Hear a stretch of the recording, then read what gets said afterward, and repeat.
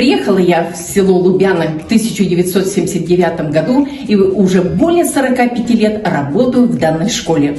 Конечно, школьное лесничество уже было тогда. Оно было уже создано в 1968 году. Более полувека работает школьное лесничество. В какие-то моменты, потому что это была старая школа еще, и это многие преобразования происходили в школе, и в какие-то времена, 90-е годы по 2020 год, приостановилась эта работа, не было такой работы, и снова это начало 2021 года снова началось возобновление данной работы, потому что это так интересно, ведь наш уголок Лубянский в Татарстане самое красивое место.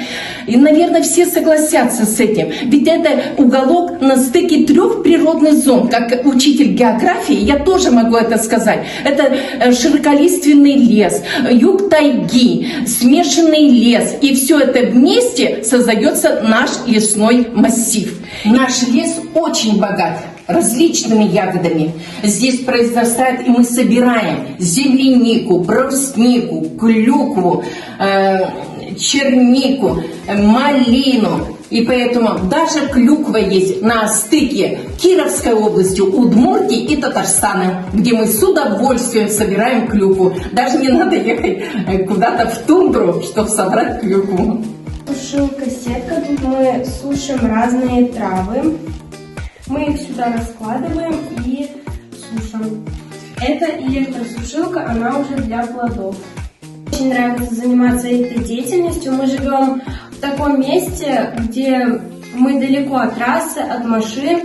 У нас лес — это как второй дом. Мы часто туда ходим. Нам знакомы очень много видов разных трав. Кладем их в пакетики, подписываем, и также у нас на обратной стороне подробно написано, где его используют и его применение. У нас бывают частые выставки, мы устраиваем ярмарки, участвуем в конференциях, делаем поделки из природных материалов и рисуем рисунки. Здесь у нас представлены поделки.